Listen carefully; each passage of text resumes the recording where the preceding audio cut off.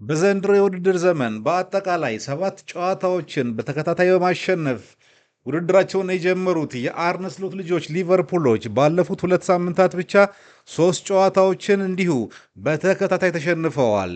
ሊቨርፑሎች ምን ነካቸው? ዘርዘር ያለ ዘገባ ይዤላችሁ ቀርቤያለሁ። ፕሮግራሜን ላይክ፣ ሼር እና ሰብስክራይብ ማድረጋችሁን አትርሱ።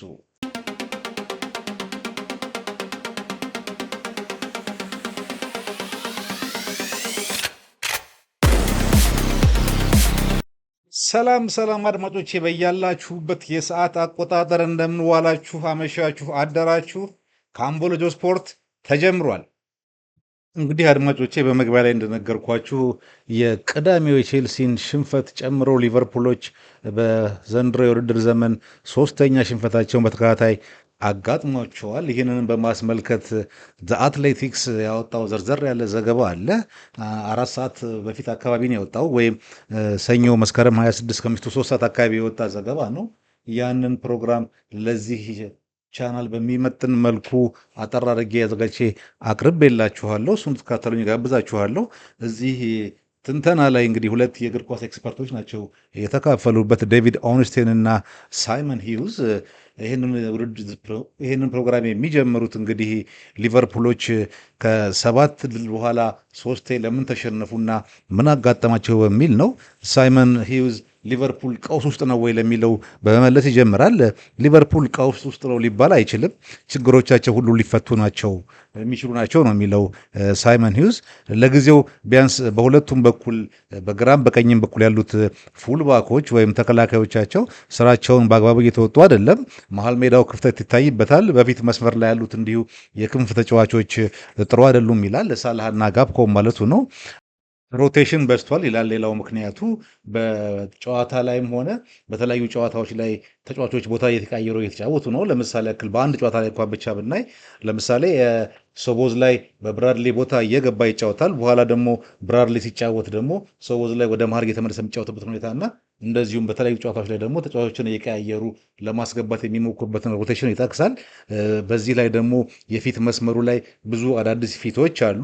ይህን ሁሉ ደመረን ስናይ በእርግጥም ሊቨርፑል ቀውስ ውስጥ ነው ልንል የሚያስችለን ምክንያት አናገኝም ነው የሚለው እንግዲህ ሳይመን ሂውዝ። ዴቪድ ኦንስቴን ደግሞ ይሄንኑ አጠናክሮ ሲቀጥል ምን ይላል? አርሴን ቬንገርን ነው የሚጠቅሰው። እንግዲህ አርሴን ቬንገር ከዚህ በፊት በአንድ ጊዜ ከ5 በላይ አዳዲስ ተጫዋቾችን ወደ ቡድኑ መቀላቀል ቡድኑ እንዳይረጋጋና ተፎካካሪ እንዳይሆን ያደርገዋል፣ ለመዋሃድም ጊዜ ይፈልጋል ይሉ ነበር ይላል ኦንስቲን። ምናልባትም አንዱ ችግር ይሄ ሊሆን ይችላል ነው የሚለው። እርግጥ ነው ብሎ ይቀጥላል። አንዳንዶች ይህን ሁሉ ገንዘብ አወጥተህ በተለይ 2 የሪከርድ ግዢ ከገዛ በኋላ ዊርትዝንና አይሳክም ማለት ነው የምን ጊዜ ነው ሊሉ ይችላሉ። የምን ጊዜ መፈልግ ነው ሊሉ ይችላሉ። ነገር ግን የትሬንት አሌክሳንደር ቦታ እስካሁን አልተሞላም። የ10 ቁጥሩን ቦታ የያዘው ዊርትስ ገና አልተላመደም። ይሄ ደግሞ የብሩን አጠቃላይ ባላንስ ያናጋል። ሞሳላህም እንዳምኑ አይደለም። የኢሳቅን ጊዜ መፈለግ ከነ ምክንያቱ ሁላችንም የምናውቀው ነገር ነው። በዊርትስ ቦታው የተወሰደበት ሰው ላይ ደግሞ እየተጫወተ ያለ ቦታው ነው። የዚህ ሁሉ ድምር ተጽዕኖ ስናይ ደግሞ በእርግጥም ጊዜን እንደሚፈልግ ነው የሚነገረን ዴቪድ ኦንስቲን። ሆኖም ግን ሰዎች ይህንን ግምት ውስጥ እንዳያስገቡ ያደረጋቸው የራሳቸው የአርነ ስሎትና የሊቨርፑል የባለፈው የውድድር ዓመት ስኬት ነው ይላል ኦንስቲን። ሽግግር ተብሎ ታሰበበት በዛ ጊዜ ላይ ኬዛን ብቻ ያስፈረመው ያል ቡድን ያመጣው ውጤት ዘንድሮ እነዚህን ሁሉ ግዢዎች በተለይ ስም ያላቸው ምርጥ ምርጥ ግዢዎችን ሲጨምርበት ሁሉም ሊቨርፑል ዋንጫዎችን ሁሉ ጠቅሎ እንዲያነሳ ነው የሚጠብቀው የፕሪሚየር ሊጉን ተጨምሮ ማለት ነው። እና የራሳቸው ውጤት ወይም የባለፈው ዓመት ድል ተጠቂዎች ናቸው ነው የሚለው ሊቨርፑሎችን ሲገልጻቸው ዴቪድ ኦንስቲን። እኔ እንደውም ይላል ኦንስቲን ውይይታችንን ስንጀምር በመክፈቻችን ላይ ሊቨርፑል የውድድር ዘመኑን በምርጥ ብቃት ጀመረ የተባለው ላይ ሁሉ አልስማማም ነው የሚለው። ኮሚኒቲ ሺልድን በፓራፍ ተሸነፈው ነው የጀመሩት እና በድንቅ ብቃት ላይ ከሚገኘው ቦርንሞዝ ጋር በጣም ፈታኝ በሆነ ጨዋታ እንደነበር ያደረጉት መርሳት የለብንም።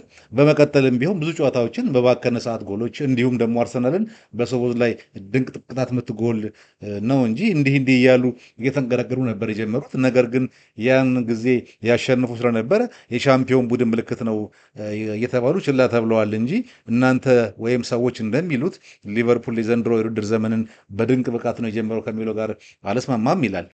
ሲቀጥልም እንግዲህ የተከላካይ መስመራቸው በጣም ወደ ተጋጣሚ ቡድን ከፍ ብሎ መጫወታቸው አንዱ ችግር ነው ይላል። ይሄ ሃይ ላይን የሚባለው ነው።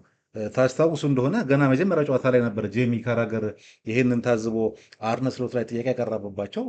በዛ በቦርንመዝ ጨዋታ ቦርንመዞች ላገቡት አንድ የካውንተር አታክ ጎል ጄሚ ካራገር በቪዲዮው ጭምር ነበር እያስደገፈ የጠየቃቸው አሰልጣኙን።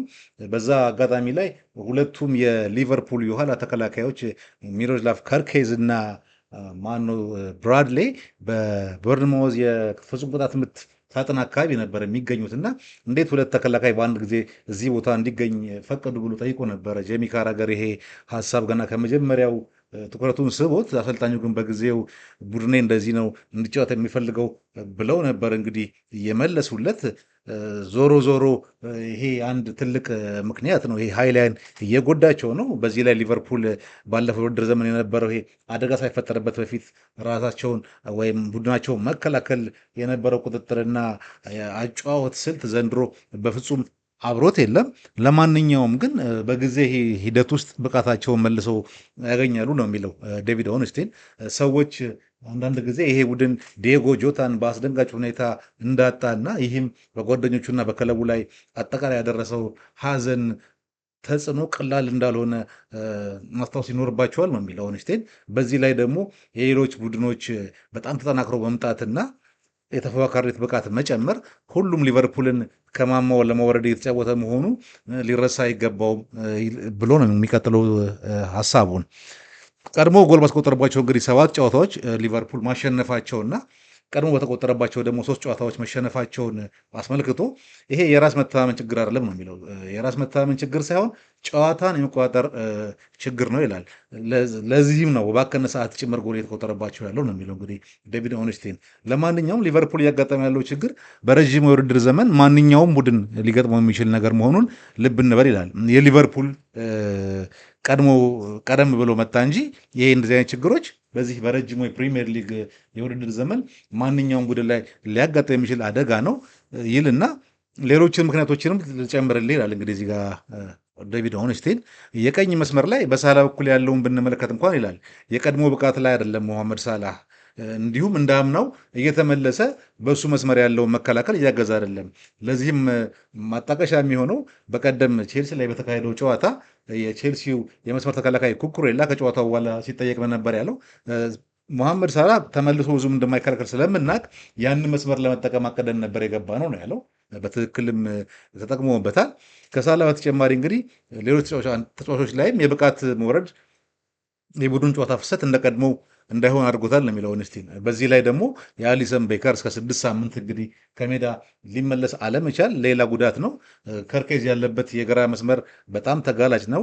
ሌላው ደግሞ የሚገርመው ኤሲ ሚላን ሄድን ብሎ ያስቆጠሩት ጆ ጎሜዝ ለምን እስካሁን ድረስ ተቀይሮ እንደማይገባ ወይም እንደማይሰለፍ ነው። በተለይ ከኢብራሂም ኮናቴ አቋም መውረድ አኳያ ምናልባትም ይሄ ልጅ ስሙ ከማድሪድ ጋር ከተያያዘ በኋላ አቋሙ በጣም እየዋዠቀ የመጣ ልጅ ነው። ግን ወደ ማድሪድ የመሄድ ሀሳብ ይሄን ያክል የሚረብሸው አይመስለኝም። ፕሮፌሽናል ተጫዋች ነው።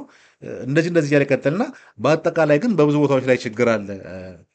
አንደኛው የሌሎች ቡድኖች ምርጥ መሆን ነው። ቅድም እንዳልኩት ይላል ከነ አርሰናል በጣም ምርጥ መሆኑ መምጣት ጋር ይሄንን ስንደምረው የዘንድሮ የውድድር ዘመን ለስህተት ብዙም እድል የማይሰጥ እና ከተዘረዘሩበት ብዙ እስካሁን ካየናቸው ዘርፈ ብዙ ችግሮች አኳያ የሊቨርፑል ወቅታዊ ችግር እንዲህ በቀላሉ የሚፈታ ላይሆን ቢችል አይገርመኝም ይላል። ነገር ግን ያለፉት 2 ሳምንታት የተፈጠረው መንገጫገጭ ሊቨርፑል አይመለስም ማለት አይደለም ይላል ዴቪድ ኦንስቲን። ሊቨርፑል ይመልሳል ይላል። እንግዲህ ዘገባው እንዲህ እያለ ይቀጥላል። ሙሉ ፕሮግራሙን ለማዳመጥ ከፈለጋችሁ በጣም ደስ የሚል ፕሮግራም ስለሆነ አዳምጡት። አትሌቲክስ ፖድካስት ላይ ዋይ አር ሊቨርፑል ሎስት ዜር ወይ ነው የሚለው። እንግዲህ ማግኘት የምትችሉ ፈልጉና ይሄንን ዩቲዩብ ላይ አዳምጡት። አትሌቲክስ ፖድካስት ላይ ነው ያለው። ዋይ አር ሊቨርፑል ሎስት ዜር ወይ ይላል። ለዛሬ እንግዲህ ያዝኩላችሁ ይሄን ነበር በአጭሩ ቀንጭቤ ያቀረብኩላችሁ። በሌላ ፕሮግራም እስክንገናኝ ድረስ ሰላማችሁ ይብዛ። ቻው